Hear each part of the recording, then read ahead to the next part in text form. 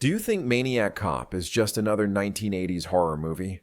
A fictional slasher film meant to entertain audiences with its over-the-top violence and supernatural elements? What if I told you that the film's creator, William Lustig, wasn't writing fiction at all, but documenting a series of events so disturbing that they had to be disguised as entertainment to avoid government suppression? The truth has been hidden in plain sight for decades, waiting, watching.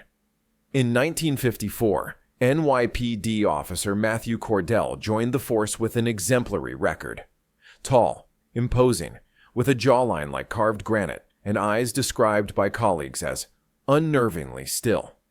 His personnel file, partially declassified in 2018, revealed an officer who accumulated commendations at an unprecedented rate. Too perfect. Suspiciously perfect. By 1957, Cordell had made detective, climbing the ranks faster than anyone in department history. What the official records don't mention are the complaints. 17 civilian reports of excessive force disappeared from internal affairs between 1955 and 1958. Witnesses described Cordell as emotionless during arrests, using precisely the minimum force required, never speaking beyond necessary commands. Not angry, not sadistic, something else entirely. Something mechanical. On October 17, 1958, Detective Cordell disappeared during a routine investigation in the Bowery district.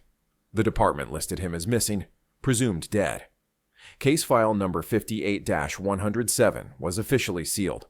No body was ever recovered. No memorial service was held. His locker was emptied under supervision of federal agents, according to janitor Raymond Gleason, whose statement was never officially recorded. 3 weeks later, the killings began. The first victim was Harold Mitchum, a known drug dealer operating near the Bowery, found in an alley with his neck crushed by what medical examiner Dr. Leonard Shapiro described as manual strangulation by extraordinarily large hands. The autopsy report contained an unusual note. Subject's eyes remained fixed in expression consistent with recognition of assailant before death. Over the next 7 months, 11 more bodies appeared across Manhattan. All criminals, all killed by hand, all with the same expression of recognition frozen on their faces. The press dubbed it the Justice Killings, violent criminals being eliminated by what appeared to be a vigilante. What few people know is that NYPD Captain Warren Sullivan assembled a confidential task force to investigate these murders. Not because they were killing criminals, but because they had evidence the killer was wearing a police uniform, evidence that never made the papers, evidence that disappeared from lockup in February 1959. In March 1959, the killings stopped as suddenly as they began. The case went cold. The task force disbanded. Captain Sullivan requested early retirement the following month. When interviewed by the Village Voice in 1972, Sullivan refused to discuss the case, saying only, "Some things should remain buried." He was found dead 3 days after the interview. Official cause, heart attack. The journalist's notes were never published. For 15 years, silence. Then on December 12, 1974, Officer Patrick Dooley was patrolling the waterfront when he reported seeing another officer standing at the edge of Pier 14. It was 3:17 a.m. No other officers were assigned to that area. When Dooley approached, he claimed the figure turned, revealing a face that was wrong somehow, like wax melting. The figure stepped off the pier into the Hudson River. Dooley's report was classified, but records show he was placed on psychiatric leave the following day. He never returned to duty. Between 1974 and 1977, 14 officers across New York City filed similar reports. All described encountering an extremely tall officer they didn't recognize, whose face appeared distorted or damaged. All reports were classified. All reporting officers were transferred or dismissed within weeks of their encounters. Then the second wave of killings began. Unlike the methodical justice killings of the 1950s, these murders targeted both criminals and innocent civilians. The only connection: all victims had recent contact with law enforcement. A woman who filed a noise complaint, a shopkeeper who reported a robbery, a teenager processed for vandalism and released, all killed by crushing force to the neck and chest. The official investigation led nowhere. But an internal police memo, leaked to the New York Times in 1978 but never published, suggested the department was looking at its own. The memo referenced anomalous patrol patterns and uniform discrepancies observed near crime scenes. It recommended officers travel in pairs and report any unidentified colleagues immediately. In April 1978, Detective Robert Mallory began unauthorized surveillance of police precincts throughout Manhattan, photographing officers entering and exiting police buildings. His apartment was found empty on May 3rd. His camera equipment and files were missing. The department listed him as having abandoned his position. 3 years later, in 1981, his decomposed body was discovered during renovation of the old 8th Precinct building, a facility that had been officially decommissioned since 1976. The body was identified through dental records. The cause of death was never determined. The case file was sealed under National Security Directive 81-1103. What was Mallory looking for? What did he find? The pattern becomes clearer when you examine cold case files from the period. Between 1975 and 1980, 17 unsolved murders in New York City included witness statements describing a police officer at or near the crime scene. These statements were systematically removed from official reports, but cross-references remain in evidence cataloging. During this same period, janitors and maintenance workers at various NYPD facilities reported unusual occurrences in basement storage areas, tools disappearing, equipment moving between shifts, uniforms found soiled with what appeared to be mud and organic matter. Maintenance requests from this period show an unusual pattern of electrical failures and plumbing issues in basement facilities across multiple precincts. Something was living beneath the city's police stations, hiding in the darkness. In 1982, filmmaker William Lustig began research for a low-budget horror film. His original concept was simple: a slasher movie featuring a killer dressed as a police officer. During his research, Lustig met with several retired NYPD officers as consultants. One of them, whose name has been redacted from all production notes, provided Lustig with a file of story ideas. According to production assistant Thomas Rainey, Lustig's behavior changed dramatically after receiving these documents. He became paranoid, installing additional locks on his apartment and office doors. He rewrote the script multiple times, each version moving further from a standard slasher film toward something he described as a documentary disguised as exploitation. The resulting film, Maniac Cop, released in 1988, contained elements that eerily mirrored the classified cases. The character of Officer Matt Cordell, supposedly fictional, shared the name and physical description of the missing 1950s detective. The film's plot of a presumed dead officer returning to enact vengeance mirrors precisely the pattern observed in the actual killings. Was Lustig trying to tell us something? Was the film a warning disguised as entertainment? 3 members of the production team died under unusual circumstances within a year of the film's release. Cinematographer James Harper's car went off the Taconic State Parkway after what investigators called catastrophic brake failure. Script supervisor Ellen Marsh was found in her apartment, cause of death listed as accidental prescription overdose, despite having no history of medication use. Set designer Philip Warren disappeared while scouting locations for another film project. His body was never found. In a rare 1991 interview with underground horror magazine Dark Territories, Lustig made a cryptic statement: "Sometimes the only way to tell the truth is to pretend you're lying." The magazine ceased publication the following month. Its archives were destroyed in what authorities ruled an electrical fire. Following the release of Maniac Cop, the pattern of killings changed again. More calculated, more specific. Between 1989 and 1993, 7 individuals connected to law enforcement oversight were killed across New York State. A judge who ruled against the police union, a journalist investigating police corruption, an attorney specializing in police brutality cases. All deaths ruled as accidents or attributed to other causes, but all sharing subtle similarities. Victims found in locked rooms, evidence of extreme force, expressions of recognition or terror. The killings were spreading beyond New York. Similar cases appeared in New Jersey, Connecticut, Pennsylvania. Always near police facilities, always with the same signature elements, always officially explained away or obscured from public record.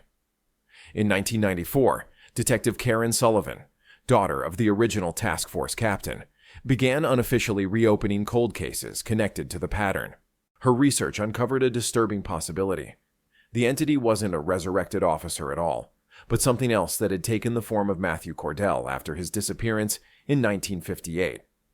Sullivan's case notes, leaked online in 2007 before being scrubbed from the internet within hours, referenced maintenance tunnels beneath the old Bowery district, connecting to police facilities and predating modern construction. She documented reports of unusual remains found during excavations in 1957, described by workers as not animal, not human, before being collected by officials who identified themselves as health department representatives. Was something discovered beneath the city? Something that learned to mimic those who found it? Sullivan disappeared in December 1994. Her apartment showed no signs of struggle. Her case files vanished. Her disappearance was never officially investigated. Her name was removed from department records as though she never existed. But the electronic trail remained. Computer login records show her badge number accessing secure files from terminals across the city for months after her disappearance, always between 2 and 4 a.m., when facilities were minimally staffed, always accessing personnel files, duty rosters, patrol schedules. It was learning, adapting, planning. Throughout the late 1990s, police departments nationwide implemented new security protocols, biometric access, partner verification systems, regular psychological evaluations. Officials cited rising concerns about officer impersonation by civilians, but internal memos, obtained through Freedom of Information Act requests by journalist Marcus Chen, revealed the real concern. Officers couldn't be certain who among them was actually human. Chen's investigative series was never published. His laptop and research materials disappeared during a reported break-in at his Chicago apartment in 2001. Police response time, 3 minutes. Unusually fast for the district. No suspects were ever identified. By the early 2000s, digital surveillance was becoming ubiquitous. Security cameras, dashboard cameras, eventually, body cameras. Yet during this period, technical malfunctions around certain officers increased dramatically. Footage disappeared, recordings became corrupted, digital artifacts obscured facial features. The entity was adapting to the surveillance age.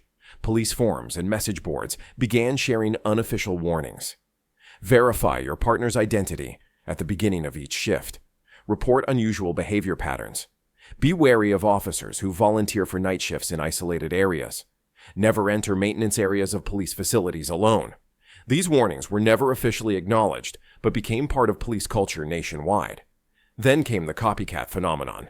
Beginning around 2010, multiple killers began emulating the pattern, dressing as police officers to commit murders.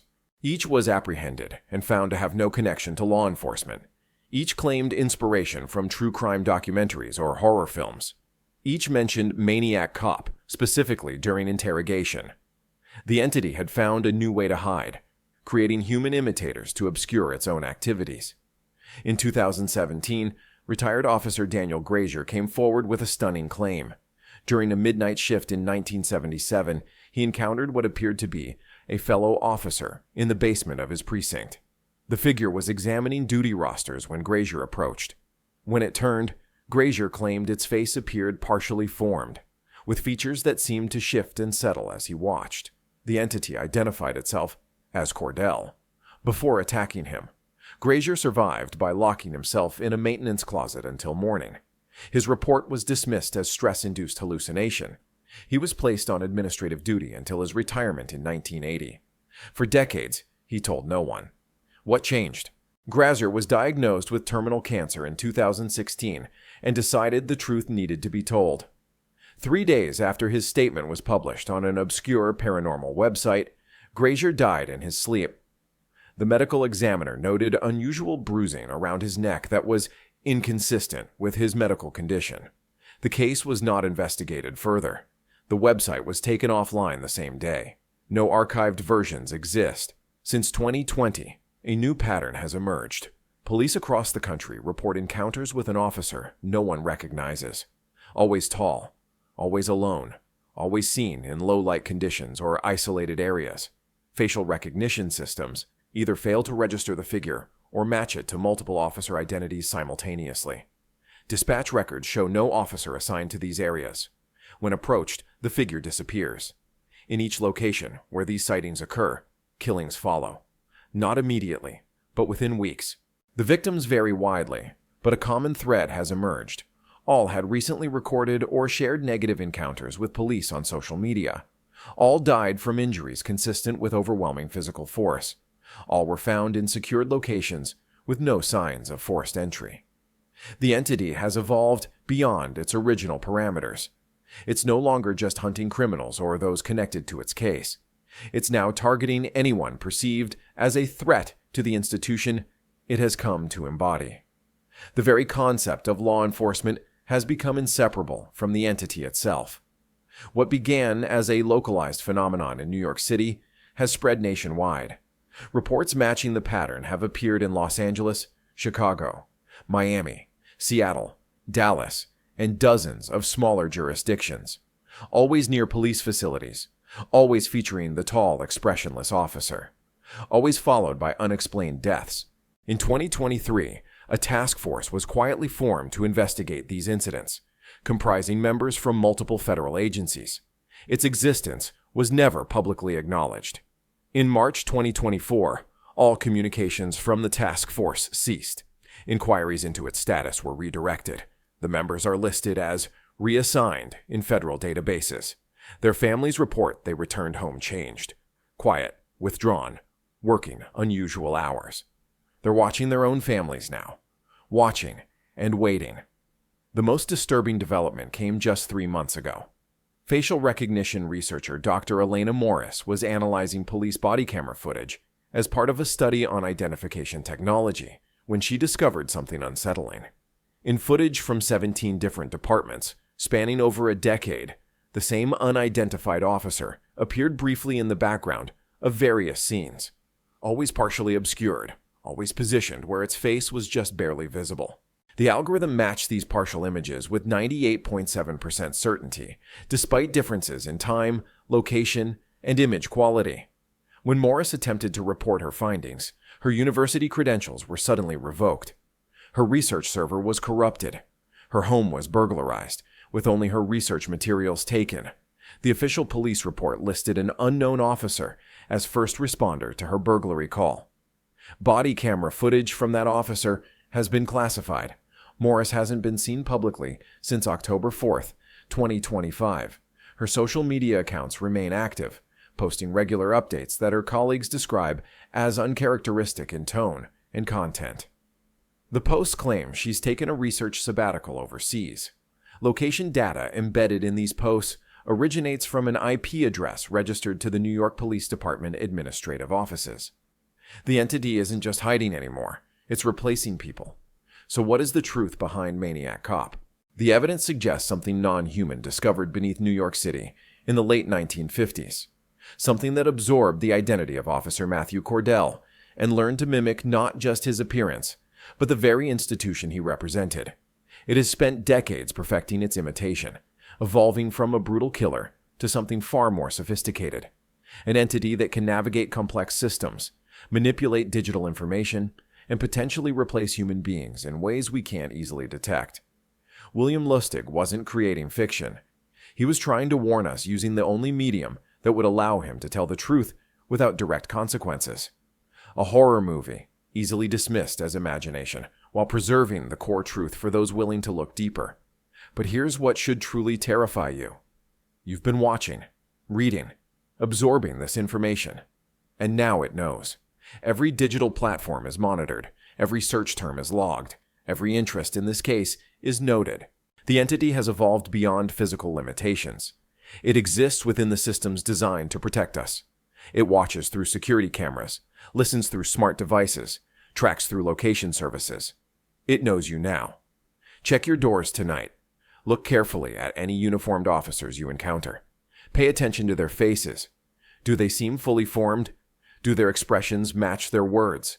Do they blink at regular intervals? If you encounter someone who seems wrong somehow, expressionless, mechanical in movement, watching too intently, do not approach. Do not call for help. The response might not be human. The entity that began as the Maniac Cop has become something far more pervasive. It isn't just wearing a police uniform anymore. It has become the concept of authority itself, watching, waiting, enforcing its own version of order. Tonight, when you're alone, you might hear footsteps outside your door. Heavy, measured, deliberate. The distinctive sound of police-issue boots. If you look outside, you might see a tall figure standing under a streetlight. Its face might seem wrong somehow, like features pressed into clay that haven't quite settled. It's looking for those who know too much, those who've glimpsed the truth, those who've read accounts like this one. If you've made it this far, it already knows about you. This isn't just a story. It never was. William Lustig tried to warn us by disguising the truth as fiction. I'm doing the same. The entity allows these warnings to exist because they serve its purpose. Most people dismiss them as creative horror stories, while those who believe become isolated, discredited, marked. The killings continue. The cover-ups persist. The entity spreads through police departments nationwide, possibly worldwide. Each year it grows more sophisticated in its mimicry, more integrated into systems of authority, more capable of eliminating threats while maintaining its disguise. It might be the officer who patrols your neighborhood, the detective who takes your report, the uniformed figure you glimpse in the background of local news reports, always watching, always evaluating, always enforcing its own inscrutable version of justice. So the next time you see a police officer standing unnaturally still, watching you with eyes that don't quite blink, ask yourself, is that really a human being? Or is it something else wearing a human form, an authority uniform, a familiar face? And if you're reading this, remember, it's not just a story. Check the records yourself. Look for the patterns, the missing officers, the unsolved killings near police facilities, the witnesses who disappear, the corrupted footage. The evidence is there for those willing to see it. But be careful how you search, what you access, where you look. It's watching the systems you use, learning your patterns, assessing your threat level. It knows who knows. And it's very, very patient.